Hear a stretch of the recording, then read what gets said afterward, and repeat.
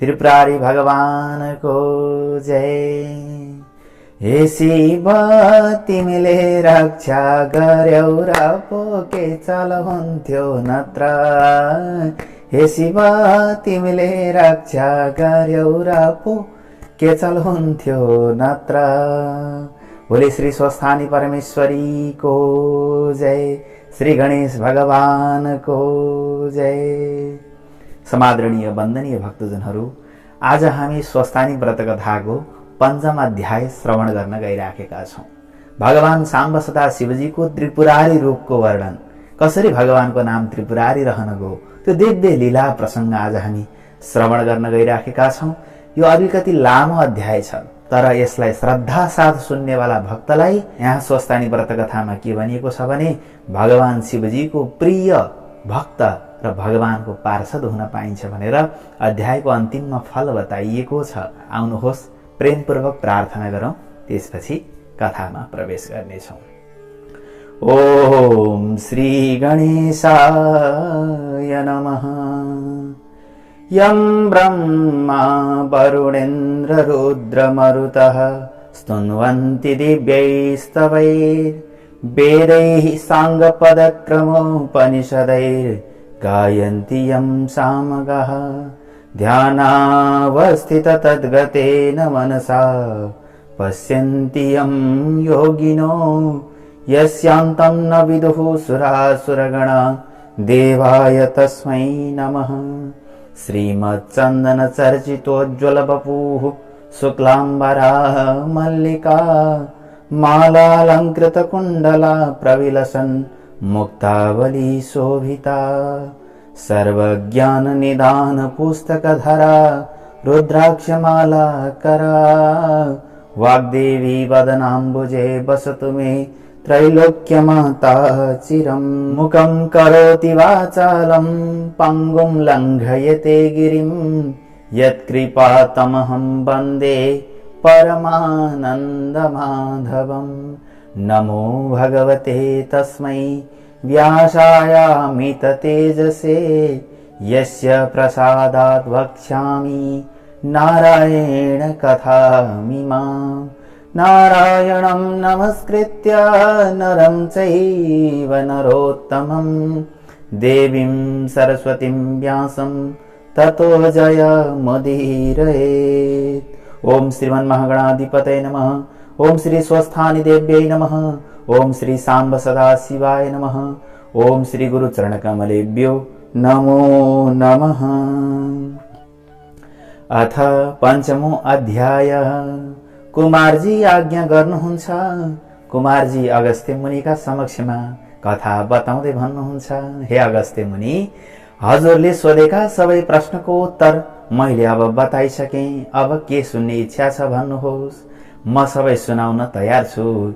यति सुनि अगस्त्य मुनिले बिन्ती गर्नुभयो, हे कुमारजी, त्रिपुरासुरले कसको तपस्या गर्यो, त्यसलाई महादेवले कसरी भस्म पार्नुभयो, यो सुन्ने इच्छा छ।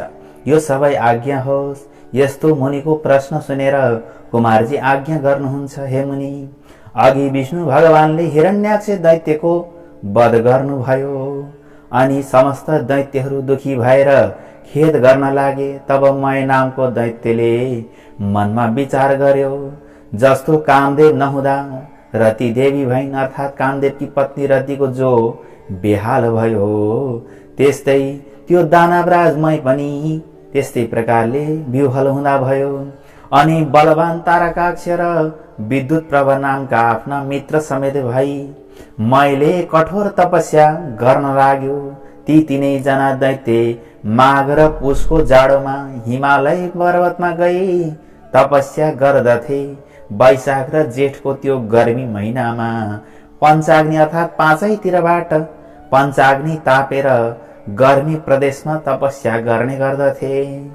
तिनका देहमा केवल हाड र छाला मात्र बाँकी रह्यो। फेरि ती ठूलो सुखबाट पनि वञ्चित भए। तैपनि तिनीहरू सूर्यको जस्तै तेजिलो देखिन लागे। तिनको तपस्याले ब्रह्माजी प्रसन्न भएर ती तीनै जनाको सामुन्ने पुगी नम्र स्वरले आज्ञा गर्नुभयो। ब्रह्माजीले दर्शन दिनुभयो र भन्नुभयो, हे दैत्यहरूमा श्रेष्ठ भएका हे वीरहरू हो, तिमीहरूको तपस्याले म प्रसन्न भएँ। के इच्छा छ वरदान माग। ब्रह्माजीको त्यस्तो वचन सुनेर साष्टाङ्ग दण्डवत प्रणाम गरी केवल घुँडाले मात्र भुइँमा स्पर्श गरी हात जोडेर बिन्ती गर्दै ब्रह्माजीसँग भने, हे प्रभु, हजुर प्रसन्न हुनुहुन्छ भने अवध्य अर्थात् कहिले पनि नमर्ने अमर बनाइदिनुहोस् भनेर वरदान मागे। बल पराक्रम पनि ठुलो होस्, फेरि विमान समान जो हामी 3 पुर बनाउने छौं त्यसमा मनुष्यहरूको गति नहोस्, अर्थात् मान्छेहरू त्यहाँ जान नसकुन्। हामी ठुला बलवान हौं, त्यही वरदान दिनुहोस्। ती दैत्यहरूले यस्तो वर मागेको सुनि ब्रह्माजी आज्ञा गर्नुहुन्छ, हे दैत्य हो, त्यस्तो अवध्य वरदान अर्थात् कहिल्यै नमर्ने वरदान दिनका लागि म असमर्थ छु। मृत्युको अवकाश राखेर अर्थात् मृत्युलाई छोडेर अर्को वर माग, म दिन्छु, त्यसमा अन्यथा नमान। ब्रह्माजीको यस्तो आज्ञा सुनेर मय नाम गरेको दानवले फेरि बिन्ती गर्यो, हे प्रभु, अघि मैले भने जति सबै कुरा हवस्।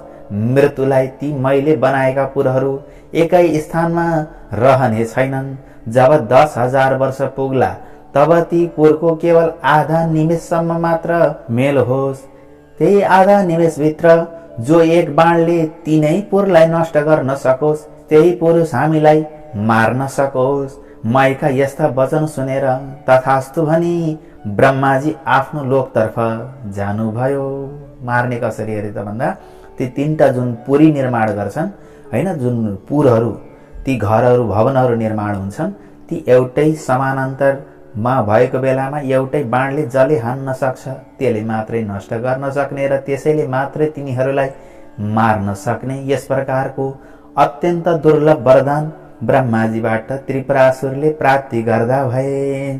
तब मय दानवले संसार नै नाश गर्ने इच्छा लिएर आदि कल्पमा 3 पुरको रचना गर्दो भयो। ती 3 पुरमा पहिलो बनायो फलामको, दोस्रो बनायो चाँदीको र तेस्रो बनायो सुनको। फलाम, चाँदी र सुनका 3वटा पुरहरू निर्माण हुँदा भए। यी पुरहरू चन्द्रमाका किरण लाग्नाले अति शीतल भएका, स्थान स्थानमा आँखी झ्यालहरू बनेका, अट्टालिकाहरू पनि अति अग्ला, आँगनहरूमा पनि राम्रा राम्रा देख्दै मनलाई मोह गर्ने शिलाहरूले छापेका, स्थान स्थानमा सुनले मडेका, उत्तम पुरहरूमा रंग बिरंगका रंग जडेका मुगा मोती मणिहरू स्थान स्थानमा जडाएर बिजुलीको प्रकाश समान रत्नहरूको चारैतिर प्रकाश फैलिएको बनाउँदा भयो। फेरि चित्र विचित्र प्रकाश फैलाउने गरी हीरा मोती रत्न जडेको वायुको वेग लाग्नाले फरफराएका पताकाहरूले शोभायमान भएका घरहरूमा पंक्तिहरू पनि रत्न समूहका थुप्रा नै हुन् कि भन्ने भान पार्ने फराकिला मार्गहरू पनि सिंगारिएका अत्यन्त राम्रा पुर तयार गराउँदा भयो, भवनहरू निर्माण गराउँदा भयो। घर महलहरू पनि अनेक रंगका मनहरण गर्ने रत्नहरूले सुशोभित ध्वजा पताकाहरूले श्रृंगारेर ती विमान जस्ता 3 पुरलाई शोभायुक्त बनाउँदा भयो। अनेक रत्न जडेका गमलाहरूमा रंग बिरंग जात जातका उत्तम सबै ऋतुहरूमा फुल्ने फूल, त्यस्तै 6 ऋतुमा फुल्ने अर्थात् 6 ऋतुमा फल्ने फूलका वृक्षहरू लगायो, फलका वृक्षहरू लगायो। यस्तै प्रकारले अनेक प्रकारका कमल कमलिनी कुमुदिनीका पुष्पले शोभायमान भएका विभिन्न प्रकारका बगैँचाहरू निर्माण गरायो। त्यस्ता प्रकारले त्रिपुरवासीहरूको शोभाले युक्त महल तयार भयो।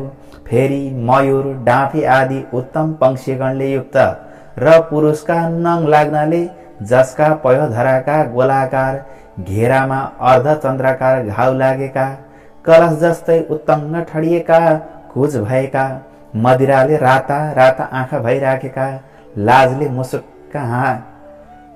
मुसुक्क हास्य गर्ने, लोलिएका नेत्र भएका त्यस्ता अनिन्द्य सुन्दरीहरूले व्याप्त भएको त्यो त्रिपुर परैबाट पनि अत्यन्त रमणीय देखिन थाल्यो।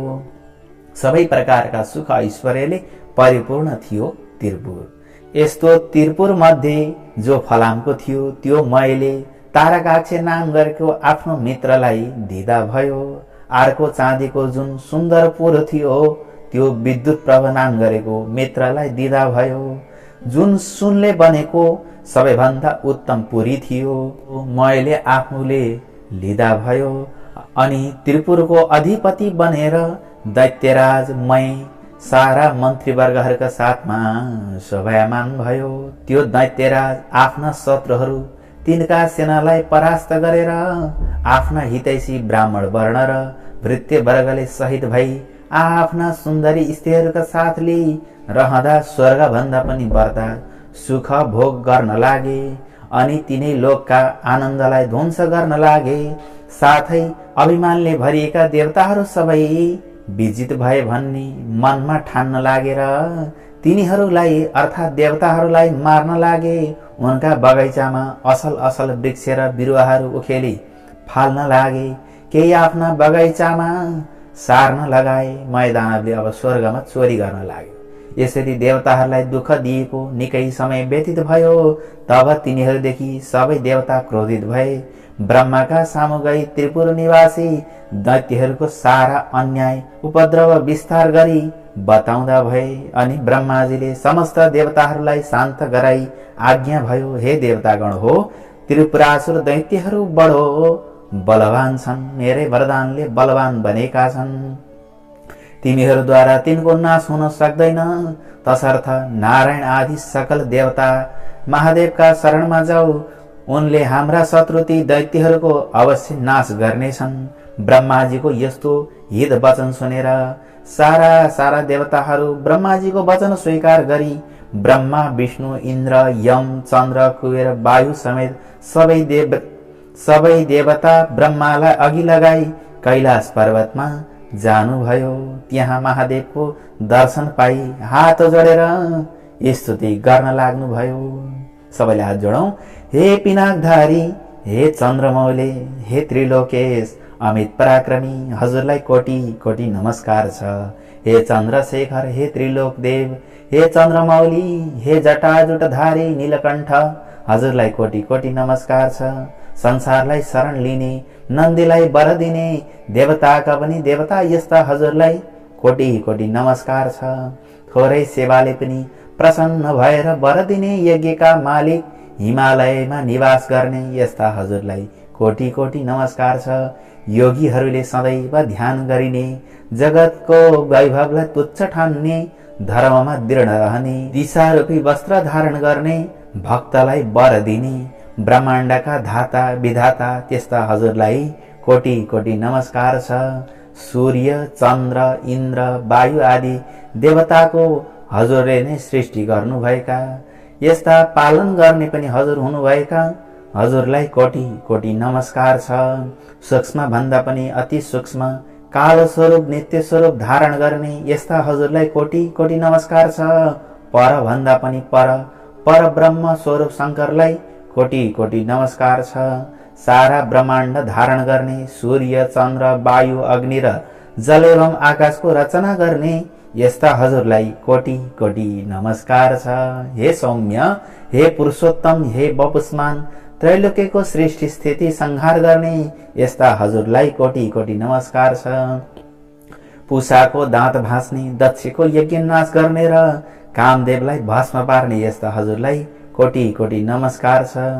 सुरासुरका उत्पन्न कर्ता अर्थात् सुर र असुर दुईटैलाई उत्पन्न गर्नेवाला, यज्ञका हर्ता धर्ता, हे शिखण्डिन, हे नीलकण्ठ, हजुरलाई कोटी कोटी नमस्कार छ।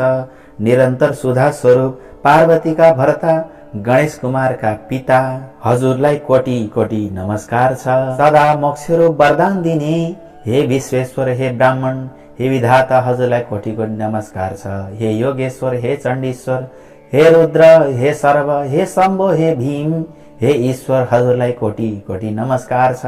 हामीदेखि प्रसन्न हुनुहोस्। यस्तो देवताहरूले कातर भएर अर्थात् शरणमा परेर स्तुति गरेको सुनि तिनका मनका भाव जानी भगवान शंकरले आज्ञा गर्नुभयो, हे देवता हो, जो इच्छा छ, जो वर माग्न चाहन्छौ माग। मैले नदिने संसारमा केही वस्तु छैन। म इच्छा पूर्ण गर्न तयार छु। जे इच्छा छ निशंक भएर माग। यस्तो महादेवको आज्ञा सुनि प्रसन्न भएका देवताले विनम्र स्वरमा बिन्ती गरे, हे प्रभु, ब्रह्माको वरले उन्मत्त भएका मै आदि दानवले हाम्रा उर्वशी मेनका आदि अप्सराहरू बलजफत लुटेर लगेका छन्। यसै गरी नन्दन वनमा असल असल बोट बिरुवाहरू पनि कति उखलेर उनीहरूले नाश गरेका छन्। भगवान, कति आफ्ना घर ओसारे देवताको नाश गर भन्दै हामीलाई अनेक तरहको कष्ट दिइरहेका छन्। अमरावतीबाट पनि हामी निकालिएका छौं। भगवान, ती दैत्यको संहार गर्न ब्रह्मा विष्णु पनि समर्थ हुनुहुन्न। हे ईश्वर, अब जसरी हामी देवताहरूको भलो हुन्छ सोही वरदान हामीलाई प्रदान गरी बक्सनुहोस्। भगवानसँग यो चाहियो भन्नु हुँदैन, प्रभु हामीलाई जे गर्दा राम्रो हुन्छ त्यो गरी बक्सनुहोस् भनेर देवताहरूले बडो चातुर्यपूर्ण कुरा भगवान समक्ष गरे। त्यति सुनि शिवजीले फेरि भन्नुभयो, हे देवता हो, तिमीहरू मेरो रुद्र तेजको एक अंश अर्थात् एक भाग ग्रहण गरी रुद्र तेजोमय रूपले ती दानवहरूको संहार गर। मेरो शक्ति लैजाऊ र ती देवताहरूलाई मार भनेर यस प्रकारले शिवजीले भनेपछि देवताहरूले फेरि बिन्ती गरे, हे भगवान, हामी हजुरका तेजको 1000 अंशको एक अंश पनि धारण गर्न समर्थ छैनौं। हामीमा त्यस्तो शक्ति छैन। रुद्र तेज धारण गर्ने कुरा त परै रहोस्, हेर्ने शक्तिसम्म पनि हामीसँग छैन। हे प्रभु, हामी उपर प्रसन्न भएर त्यो अजेय त्रिपुरासुरलाई स्वयं संहार गरी बक्सनुहोस्। ब्रह्माजीको वरदान अनुसार दिव्य 10,000 वर्ष बितेपछि आधा निमेष ती त्रिपुरको मिलन हुनेछ। त्यही आधा निमेष भित्रै त्यो त्रिपुरलाई जसले एकै बाणले भस्म पार्ला उसैद्वारा ती दैत्यहरूको संहार होला, अन्यथा तिनको मृत्यु हुनेवाला छैन। हे शशिशेखर, हामीदेखि प्रसन्न भई पापिष्ट त्रिपुरासुरको नाश गरिदिई बक्सनुहोस्। देवताहरूको त्यस्तो प्रार्थना सुनि शिवजीले फेरि आज्ञा गर्नुभयो, हे देवता हो, त्यस्तो अभेद्य त्रिपुर छ भने तिमीहरूका हितकै निम्ति म एउटै बाणले ती तीनै पुरलाई भस्म पारिदिनेछु। यस्ता अजेय दानवहरूका साथ युद्ध गर्दा मेरो शक्ति थाम्न सक्ने हिमालय समान मेरो निम्ति एउटा रथ तयार पार, अनि म युद्धमा जानेछु। देवताहरूको यस्तो आज्ञा सुनि प्रसन्न भएका देवताहरूले प्रणाम गरेर हवस् भनी तत्काल विश्वकर्मालाई डाकी, किनकि विश्वकर्मा देवताहरूका सिकर्मी हुनुहुन्छ, इन्जिनियर हुनुहुन्छ अहिलेको भाषामा भन्दा। यसरी उहाँलाई बोलाएर महादेवको निमित्त समस्त देवता रूपी अर्थात् देवताहरू नै त्यसको अंग बनेको त्यस्तो सुवर्णमय रथ तयार पारे। त्यस रथमा दुवै पाङ्ग्रा को बने त भन्दा सूर्य र चन्द्रमा त्यस रथका पाङ्ग्रा बने। त्यसै गरी दक्षिण पाङ्ग्रामा 12 सूर्य भूषण बनाइयो, गहना बनाइयो। त्यसै गरी बायाँ चक्रमा 27 नक्षत्र र 16 कला भूषण बनाइयो, किनकि चन्द्रमाका 27 नक्षत्र पत्नी हुन् र 16वटा चन्द्रमाका कला हुने गर्दछन्।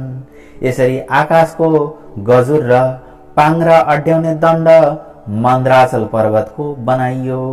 यसै गरी अयन अर्थात् समय र संवत्सर बेग, जसलाई हामीले 6 महिना र वर्ष दिन भन्छौं, ती रथका बेग भए। 4 समुद्र रथका कुण्डलिनी भए।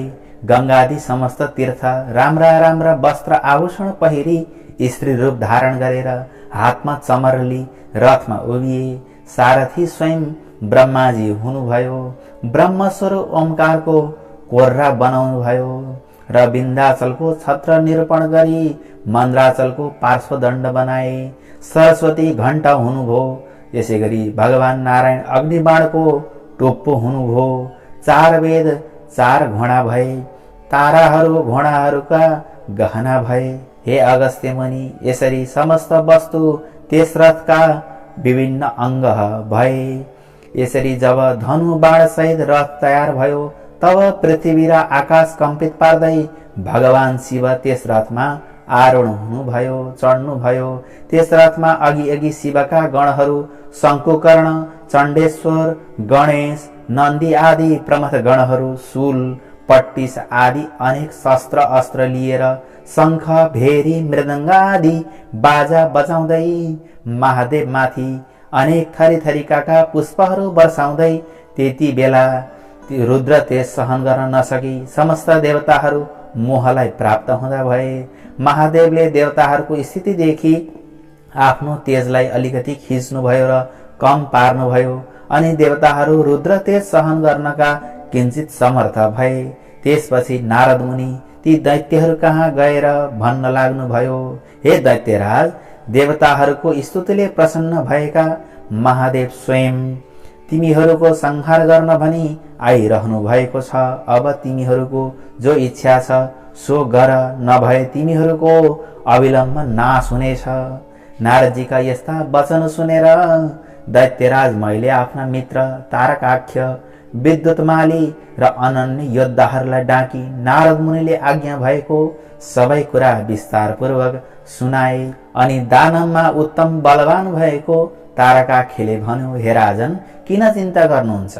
देवताहरू यथार्थ रूपमा बद्ध छन्। यो त्रिपुर भेदन गर्ने कसको पराक्रम वा शक्ति छ? यदि समस्त देवता यक्ष गन्धर्व किन्नर आए पनि यो त्रिपुर अभेद्य नै रहनेछ। फेरि शत्रुलाई जित्न साम दाम दण्ड भेद आदि अनेक किसिमका नीति छन्। अतः जित्ने इच्छा भएका बलवान शत्रुलाई आफ्नो पराक्रमद्वारा दण्ड दिनु नै उचित छ। वीर तारकाख्यको यस्ता कुरा सुनि विद्युतमालीले भन्न लाग्यो, के भन्यो त भने, हे राजन, श्रीहीन र बलहीन देवता कुनै प्रकारले पनि हामीसित युद्धमा अगाडि आउन सक्दैनन्। यदि कोही मूर्खता गरेर हामीसित युद्ध गर्न अघि सर्छ भने त्यो अवश्य क्षयलाई प्राप्त हुनेछ, अर्थात् मर्नेछ। यसमा कुनै शङ्का छैन। हे राजन, यसमा चिन्तित हुनुपर्ने केही कुरा छैन। एकमत भएर हामी एकजुट भएर युद्ध गरौं अनि समस्त देवताहरूलाई जितेर इन्द्रको पद पनि भोग गर्नु हवस्। फेरि अघिका हिरण्याक्ष र हिरण्यकशिपुको पद पाई 14 भुवनको अकण्टक राज्य हजुरले भोग्नु हवस्। विद्युतमालीका यस्ता कुरा सुनेर मैले शान्त स्वरमा भन्यो, हे दैत्य हो, सुन्यौ, अब हाम्रो नाशको बखत आइपुग्यो। यति भनेर देह कम्पित पार्दै शिर हल्लाउँदै फेरि भन्न लाग्यो, जो शत्रु आफूभन्दा बलियो वा निर्बल छ भने त्योसित साम दाम दण्ड भेद आदि नीतिको प्रयोग गर्न सकिन्छ। तर यी त सम्पूर्ण जगतका स्वामी महादेव हुन्। उनी दानव र देवता भन्दा धेरै व्रता श्रेष्ठ छन्। यदि देवताको हितका लागि उनी स्वयं हामीलाई मार्न आइरहेका छन् भने यसको त कुनै पनि उपाय छैन। केवल महादेवको नजिक गई उनलाई नमस्कार गरौं भन्ने मेरो यो अन्तिम निर्णय हो।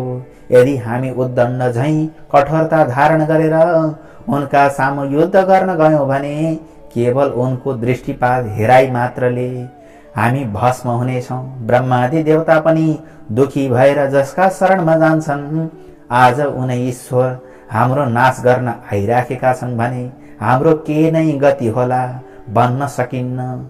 जो क्षणमै मात्र सम्पूर्ण सृष्टि पालन र नाश गर्न सक्नुहुन्छ, फेरि जो जगतका कारण मुक्तिदाता पनि हुनुहुन्छ, ती महादेवसित युद्ध गरेर हामी कसरी जित्ने आश गर्न सक्दछौं? हे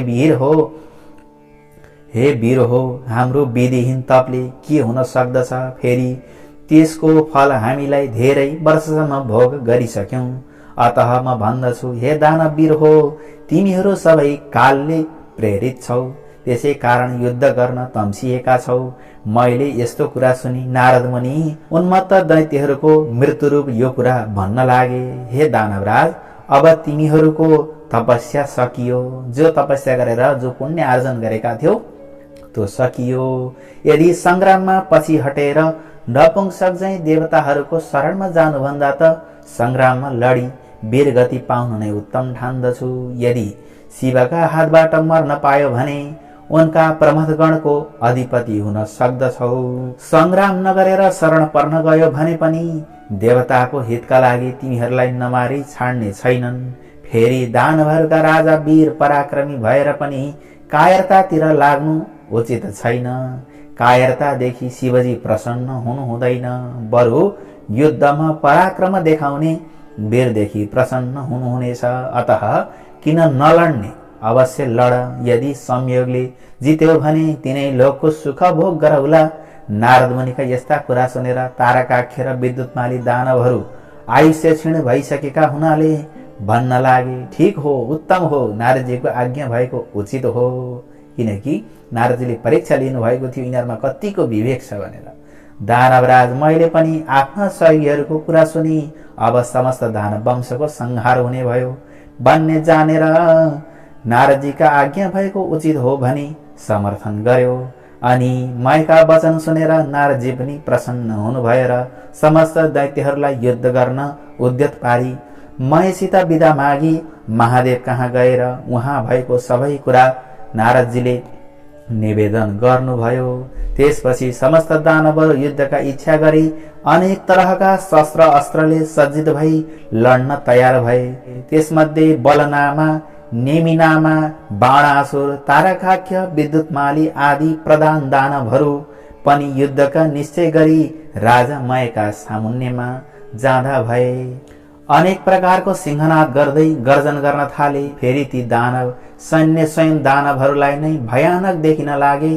परस्पर ऊ रथ आयो, उता हेर ऊ महादेवका रथको ध्वजा देखियो भन्न लागे।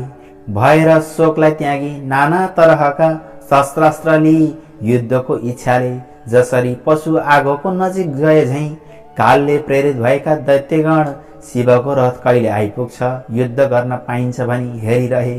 त्यसै बखत पश्चिम सागरको शिरोभागमा रहेको अनेक सौन्दर्यले शोभा बढाइरहेका ध्वजा पताका आदिले सज्जित भई सुशोभित सुमेरु पर्वत समान त्रिपुर देखिदा भयो। नन्दीश्वर आदि महादेवका प्रधान गणहरू उच्च स्वरले सिंहनाद गर्न लागे। तिनको सिंहनाद सुनेर दानव गणहरू पनि नगर छाडी बाहिर निस्के। यता चण्डेश्वर पनि उज्जवल कुठार हातमा लिएर अर्थात् एउटा अस्त्र लिएर डरलाग्दो मुख पारी शिवगणका सामुन्ने आए। फेरि देदीप्यमान त्रिशूल हातमा लिई शिवकै समान पराक्रम गर्ने इच्छा भएका गणका अधिपति पार्श्व भागमा आए। अर्को गणका स्वामी शङ्कुकर्ण मुसल हातमा लिएर अर्को पार्श्वमा डटे। नन्दी, भृङ्गी, रीटी, तुण्डी र वीरभद्र आदि प्रधान वीरहरू पनि वज्र, त्रिशूल, गदा, परिघ आदि लिएर अस्त्रहरू लिएर युद्धमा अग्रसर हुँदा भए। भयंकर युद्ध आरम्भ हुन थाल्यो। यता दानवगण पनि शिवजीको रथ आएको देखेर युद्धका निमित्त अनेक शस्त्रास्त्र लिई शिवगणमाथि जाइ लागे अनि दुवै तर्फबाट युद्ध सुरु भयो। शिवजी पनि त्रिपुरलाई भस्म हुन लागे चाहिँ देखेर प्रसन्न मुद्राले संग्राममा तत्पर हुनुभयो। नन्दी महाबली दानवसित जुधे। श्रृंगीले 10 बाणद्वारा विद्युत प्रभालाई भेदन गरे, तर राता राता नेत्र पारेर अनेक शिराले ठोक्दा पनि उसलाई केही हानि गर्न सकेनन्।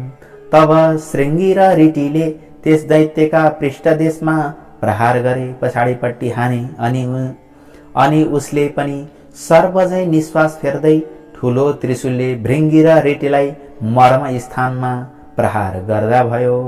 त्यसको पीडा खप्न नसकी भृङ्गी र रीटीले संग्रामबाट भाग्दा भए। त्यस दानवराजले जब तिनीहरूलाई त्यसरी भगाएथ्यो तब गणनायक गणेशलाई पनि 1000 सरको प्रहारले घायल तुल्यायो। फेरि 63 र 10 बाण थपेर गणेशको सर्वाङ्गमा घाउ गरायो। बैरीको त्यस्तो अदम्य साहस देखेर गणेशजी पनि रिसाई सुड लामो पारेर त्यस दानवको घाँटीमा बेरी, बेसरी निमोठी, मत्ता हात्तीको तलौमा फुलेको कमलको फूललाई सहजै उखलेर फाले झैं गरी विद्युत प्रभ दानवको शिर उखलेर गणेशजीले फालिदिनु भयो। अनि गिणबाट छुटिएको उसको शिर सरवारबाट उचिट्टी हात्तीका दाँतमा अड्केको कमलको पुष्प झैं शोभित भयो। त्यो देखेर श्रृंगी र रीटीले अनेक स्तुति गान गरे। अनि नेमिनामा र बलनामा दुवै दानव रिसाई गणनायक गणेशका सर्वाङ्गमा बाण हानेर घाउ लगाउन थाले। ती दानवलाई शङ्कुकर्णले बीचमै रोकेर तिनका रथ, सारथी, ध्वजा र घोडा सबै काटी मारेर विरथी बनाए, रथहीन बनाउँदा भए। ती दुवै दानव पनि तत्काल अर्को रथमा चढेर आई चण्डेश्वर र गणनायकका सबै अङ्गमा अनेक बाण प्रहार गरी घाउ पारिदिए। गणनायक र चण्डेश्वरले पनि दानवका प्रहार खपेर रिसले राता राता आँखा पारे हातमा मुसल्ली बेगले हाने। त्यसको चोट खप्न नसकी दुवै दानव यमराजको नगरमा पुगे अर्थात् मृत्युवरण गरे। त्यसपछि त्रिपुर निवासी ठूला ठूला जो योद्धाहरू भए ती सबै रिसले चुर भई एक एक निस्केर वज्र त्रिशूल परेको कुठार आदि अस्त्र लिई शिवजीका गणमाथि जाइलागे। यसरी परस्परमा घोर घमासान संग्राम चल्यो। महादेवको आज्ञा पाएका शिवगणहरू पनि गजराजले कदली वन ध्वस्त पारे झैं अर्थात् हात्तीले कदलीको वन नष्ट गरे झैं उन्मत्त सिंहले मृगहरूलाई भड्काए झैं ती दानवहरूलाई छिन्न भिन्न पारी मार्न लागे। ती दैत्यहरूमा कसैका शिर छैनन्, कसैका गिण छैनन्। त्यस युद्धमा रगतको नदी बगे झैं भयो।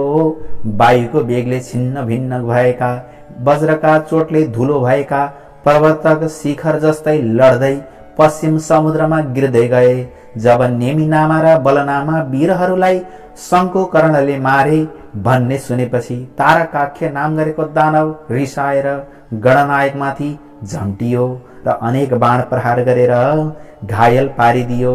जब शङ्कुकर्णले पनि त्यसका प्रहार खपेर त्यसको शिरमा मुसल बजारी उच्च स्वरले सिंहनाद गरे अनि त्यो दानव केही बलहीन भएर गिर्ला जस्तै देखियो।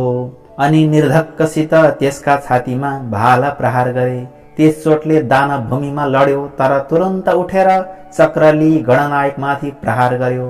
अनि शङ्कुकर्णले रिसाई साह्रै पीडा पर्ने गरी मुड्कीले हिर्काए। त्यो चोटले दानव फन्न घुमेर ठुलो गरी मुर्छा पर्यो र दिव्य आयुधहरू त्याग्दो भयो। अनि त्यो चोट खप्न नसकेर मृत्युलाई प्राप्त भयो। यसरी उसलाई गिरेको देखेर उठाई राजा मयको भवनमा लगेर सारा स्थिति सुनाउँदै अनेक किसिमले विलाप गर्न लागे। यसरी रोही विलाप गर्न लागेका दानवहरूलाई मैले राम्ररी बुझाइ भने, हे दानव हो, मेरो घरमा अमृतको कुण्ड छ, त्यसैमा चोभी मरेका जति सबै दानवहरूलाई बचाऊ। त्यति सुनेपछि जो आज्ञा भनी प्रसन्न मनले मरेको तारकासुरलाई अमृतमा चोबेर बचाए। मरिसकेका वीरहरूलाई पनि जीवन प्रदान गरे भन्ने खुसीले राजा मयलाई सबैले बारम्बार प्रणाम गरे। त्यसै गरी मरेका अरू दानवहरूलाई पनि जीवित पारे। अनि त्यो तारकाख्य पहिले भन्दा पनि दोब्बर साहस र शक्ति साथ संग्राममा आयो। ब्रह्माजीले त्यसलाई देख्न साथ आफ्नो दाहिने हातको औंलाले संकेत गरेर श्री महादेवलाई विनयपूर्वक भन्नुभयो, हे ईश्वर, त्यो दानव अघि नै मरिसकेको थियो तर अहिले फेरि बाँचेर लडाईँमा आयो। मयका घरमा अमृतको कुण्ड छ, त्यसले मरेका समस्त दानवहरूलाई बचाउनेछ। अतः त्यसकारण एक बाण प्रहार गरी त्यो अमृत सोसी लिनुहोस्। ब्रह्माजीका वचन मानेर शिवले एक बाण प्रहार गरी सारा अमृत सोसी लिनुभयो। ब्रह्माजीले फेरि विनयपूर्वक बिन्ती गर्नुभयो, हे प्रभु, मैले त्रिपुरासुरसितको युद्ध अघमजरी देखेँ। लड्दा लड्दा आज 1000 वर्ष बितिसक्यो तर त्यसको नाश हुन सकेन। अब त्यो बाण शीघ्र छाड्नुहोस् अनि बैरीको नाश होला। ठिक उसै बेला ती 3 पुरहरू आधा निमेषसम्म जोडी फेरि छुटिनेछन्। ती पुरहरू एकपल्ट जोडिए छुटिएपछि जति बाण प्रहार गरे पनि सफलता प्राप्त हुन सक्दैन। हे प्रभु, मेरो प्रार्थना स्वीकार गरिबक्सनुहोस् भन्ने तत्काल बाण प्रहार गरेर यस त्रिपुरलाई नाश गर्नुहोस्। ब्रह्माजीको यस्तो विनययुक्त कुरा सुनि ठीक हो, असल हो भनी त्यो अग्निमय युक्त उग्र बाण धनुमा राखी धनुलाई तल माथि झुकाई दिव्य 10,000 वर्ष पुग्न साथ आधा निमेष आँखा झिम्म गरेर उघारे जतिको समय, त्यति समयको लागि त्रिपुर जोडियो। तब महादेवले आफ्नो योग बलले निश्चल पारिदिनु भयो। त्यो समयलाई अन्त जान दिनु भएन। अनि जसको टुप्पामा अग्नि सोम स्थित भए त्यो नारायण रूपी बाण शिवले प्रहार गर्नुभयो। बाणको हुनुहुन्थ्यो त भन्दा भगवान विष्णु नै बाण बन्नु भएको थियो। त्यो बाण छुट्न साथ त्रिपुरका भव्य महलहरू आगो लागेर चारैतिर डढ्न लागे। धिक धिक धिक कष्ट कष्ट भन्ने शब्द सुनिन थाल्यो। महादेवले तत्काल नन्दीलाई भन्नुभयो, त्यो मय दानव मेरो प्रिय भक्त छ, त्यसलाई अग्निले नडराउँ, यस प्रकारले आज्ञा दिनु। हेर्नुहोस् त, भगवान शङ्कर अन्तर्यामी हुनुहुन्छ। मैले युद्ध गर्न खोजेको थिएन भनेर भगवानले जान्नुभयो। श्री महादेवको यस्तो आज्ञा पाउन साथ वायुरूप भई बाण भन्दा पनि बेगले गई मयको घरमा नन्दीले देखे। राजा मय शिवलिङ्ग सामुन्ने राखी उनकै ध्यान गरिरहेको छ। तब नन्दीले मयलाई भने, अग्निले तिमीलाई जलाउने छैनन्। मैले तुरन्त नन्दीलाई प्रणाम गरे। त्यसै बेला अग्नि पनि आइपुगेर नन्दीले शिवको आज्ञा अग्निलाई सुनाइदिए। तब अग्निले मय दानवतिर फर्केर भने, हे शिव भक्त, अब तिमी यो नगर छाडेर तुरन्तै जाऊ। मैले जो आज्ञा भनेर सुवर्णको शिवलिङ्ग बोकी तत्काल पाताल गए। यता नन्दीले फर्केर गई सम्पूर्ण कुरा शिवजीलाई बिन्ती चढाए। तब त्रिपुर भस्म हुन लाग्यो। त्यसका वेदी महल उद्यानहरू धमाधम भत्किए, नासिन थाले। अनेक दानव र तिनका परिवारहरू कराएको मात्र सुनिन लाग्यो। वस्त्र खुस्केका अनेक सुन्दरी स्त्रीहरू घरबाट बाहिर निस्किरोए। कराएको चर्को स्वर सुनिन लाग्यो। अग्ला अग्ला भवन महलहरू, विमानहरू रहेका, कठोर कठोर उच्च स्थान भएका, मदले विह्वल नेत्र भएका आफ्ना पतिका अत्यन्त प्रिय नारीहरू अग्निबाणले डढाई घरमै यताउता दोगुर्न र कराउन थाले।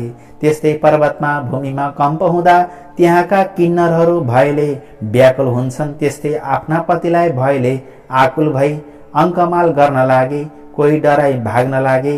कतिपय दानवगण आफ्ना स्त्रीहरूलाई बोकेर नगर छाडी बेगले भाग्न लागे। शिवको भक्तिले हीन, वस्त्राभूषणले पनि हीन पर्वताकार देख्दैमा डरलाग्दा काला दानवहरू डढेर सागरमा खस्न थाले, समुद्रमा खस्न थाले। जति दानवहरू समुद्रमा खसेथे ती सबैलाई जलका अनेक जन्तुले खान थाले। कति दानवहरू त आफ्ना पति वा पत्नीको अवस्था देखेर खप्न नसकी आगोमा डढेर मरे। रातिका अन्त्यमा खेदिन गएका तर तुरुन्त कामदेवले पीडित भई प्रियका साथमा जाऊ भन्ने इच्छा भएका ती दैत्यहरू भार्या सहित अग्निमा डढेर मरे। कोही समुद्रमा हाम फाली जल जन्तुको भोजन भए।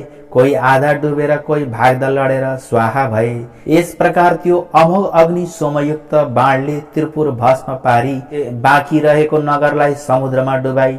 त्यो बाण फेरि भगवान शङ्कर समक्ष फिर्ता आउँदा भयो। यस्ता प्रकारले अवैध त्रिपुर भस्म भएपछि देवताहरू आफ्ना अधिकार पाई शिवजीलाई प्रणाम गरेर स्तुति गर्न लागे। हे रुद्र, आज हजुरद्वारा जुन रौद्र कर्म हुन गयो त्यो अन्य कसैबाट पनि न कहिले भएको थियो न फेरि हुन सक्नेछ। हे शङ्कर, यो कामले हामी समस्त देवताहरूको कष्ट निवारण गरिदिनु भयो। अत हजुरलाई कोटि कोटि नमस्कार छ। यस्तो देवतागणले स्तुति गरेको सुनि महादेव प्रसन्न भएर आज्ञा गर्नुभयो। हे देवता हो, आफ्ना प्रिय भक्तजनलाई सदैव पुत्र जस्तै स्नेहपूर्वक पालन गर्नु पर्दछ। आज त्रिपुरवासी दानवहरूको संहार हुन गएकाले तिमीहरूको इच्छा पूर्ण भयो। अब तिमीहरू खुसी साथ आफ्ना आश्रममा जाओ। श्री महादेवले यस्तो आज्ञा गर्नुभएको सुनि महादेवलाई दण्डवत प्रणाम गरी आफ्ना लोकमा जाँदा भए। देवताहरू गएपछि नन्दी, भृङ्गी, भूत, प्रेत, पिचास, ढाकिनी, साकिनी सहित भएर शिवजी कैलाशपुरी पाल्नु भयो। हे अगस्त्य मुनि, यो सहसा कसैले पनि वर्णन गर्न नसक्ने त्रिपुरदाह मैले सुनाए। जो शिव भक्त खुसी साथ यो कथा सुनला वा सुनौला त्यो समस्त पापबाट मुक्त भएर मरेपछि शिवको पार्षद भएर सदैव कैलाशमा बस्न पाउनेछ। इति श्री स्कन्द पुराणे केदारखण्डे माघ महात्म्ये कुमार अगस्त्य संवादे श्री स्वस्थानी परमेश्वर्या व्रतकथायां त्रिपुरदाह वर्णनम नाम पञ्चमो अध्यायः। सबैले प्रेमपूर्वक प्रार्थना गरौँ, त्यसपछि जयकार गर्नेछौँ। ओम उपनयतु मङ्गलं वः सकल जगन्मङ्गलालयः श्रीमान् दिनकर किरण निबोधित नवनलिन दल निवेक्षण कृष्ण काले वर्षतु पर्जन्यः पृथिवी सस्यशालिनी देशोऽयं क्षोभरहितो ब्राह्मणाः सन्तु निर्भयाः अपुत्राः पुत्रिणः सन्तु पुत्रिणः सन्तु पौत्रिणः निर्धनः सदनः सन्तु जीवन्तु शरदां शतं। तत्रैव गङ्गा यमुना च तत्र गोदावरी सिन्धु सरस्वती च तीर्थानि सर्वाणि वसन्ति तत्र यत्राच्युतोदार कथा प्रसंग। या कुन्देन्दुदुसारहार धवला या शुभ्रवस्त्रावृता या वीणा वरदण्ड मण्डितकरा या श्वेत पद्मासना या ब्रह्माच्युत शंकर प्रभृतिभिर्देवैः सदा वन्दिता सा मां पातु सरस्वती भगवती निशेषजाड्यपहा। कायेन वाचा मनसेन्द्रियैर्वा बुद्ध्यात्मना वा प्रकृतिस्वभावात् करोमि अद्य सकलं परस्मै नारायणायेति समर्पयामि। बोले श्री त्रिपुरारी भगवान को जय, श्री स्वस्थानी परमेश्वरी को जय, समस्त शिवगणहरू को जय, समस्त देवताहरू को जय, आजको आनन्द को जय, श्री नारायण भगवान को जय। सुन्ने श्रोताहरूको जय, नसुन्ने श्रोताहरूको पनि जय, आजको आनन्दको जय। ओम नमो पार्वती पते हर हर हर महादेव शम्भो। दुःख हर रोग हर कष्ट हर आपत्ति हर हर हर महादेव शम्भो। सबैका शुभ मनोकामनाहरू भगवती स्वस्थानीले परिपूर्ण गरिदिनुहोस्। सबैमाथि भोले बाबा शिव शंकरको सदैव कृपा रहोस् भन्ने कामनाका साथमा भोलि 6ठ अध्यायलाई लिएर उपस्थित हुने नै छ भन्दै ओम श्री हरये नमः।